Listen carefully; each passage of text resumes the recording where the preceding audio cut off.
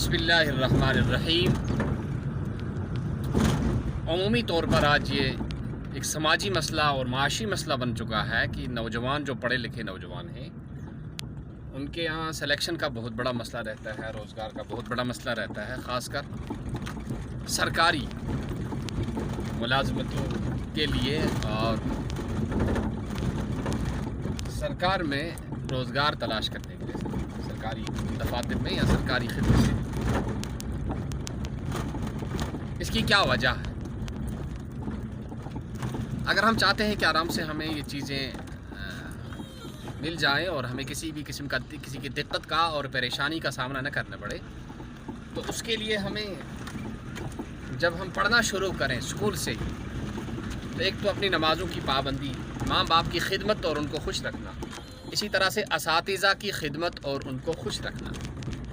जब हम इस तरह से पढ़ेंगे और फिर पढ़ने में मेहनत से पढ़ना, अपने वक्त को ज़्यादा से ज़्यादा पढ़ने में सर्फ करना, अच्छे नंबरात से और अच्छे मार्क्स लेकर कामयाब होना, इसके बाद जब हमारी सिलेक्शन हो जाए या हमारी जिनकी सिलेक्शन हो गई है, जिन हजरात की और जिन मुसलमान नौजवानों की और या गैर मुस्लिमों की भी, उन्हें चाहिए कि वो उसकी कदर करें। और कदर ये है कि जिस तरह से ड्यूटी को और जिस तरह से अपने फरीज़े को निभाने का हक़ है, उसमें किसी भी किस्म की कोई कमी न की जाए, कोई ख़यानत न की जाए।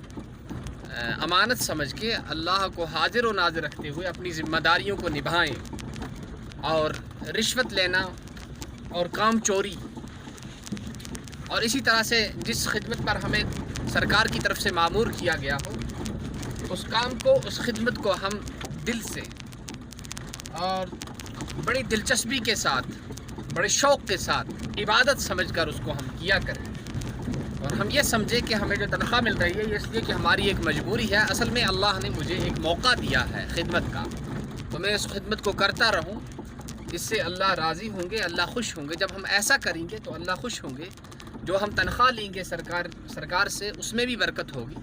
और आइंदा के लिए जो हमारी नस्लें हैं, जो हमारी जनरेशन है, उनको भी सिलेक्शन के अंदर और सरकारी मुलाजमत हासिल करने में किसी भी किस्म की दिक्कत और परेशानी का सामना नहीं करना पड़ेगा। तो इन बातों को आप बार बार सुनिए, याद कीजिए और अपनी ज़िंदगी का वजीफ़ा बनाइए और इसको मिसाल राह बन के अपने बच्चों को भी यही तरबियत देकर पढ़ाएँ और ख़ुद भी इन बातों पर अमल करें। इंशाअल्लाह ये परेशानियाँ जो आज जिनका हमें सामना करना पड़ रहा है रोज़गार के हवाले से, वो इंशाअल्लाह फिर इस किस्म की परेशानी और दिक्कतों का हमें सामना नहीं करना पड़ेगा और आसानी से हमारा दुनियावी निज़ाम भी ठीक हो जाएगा और उखरवी निज़ाम भी ठीक हो जाएगा।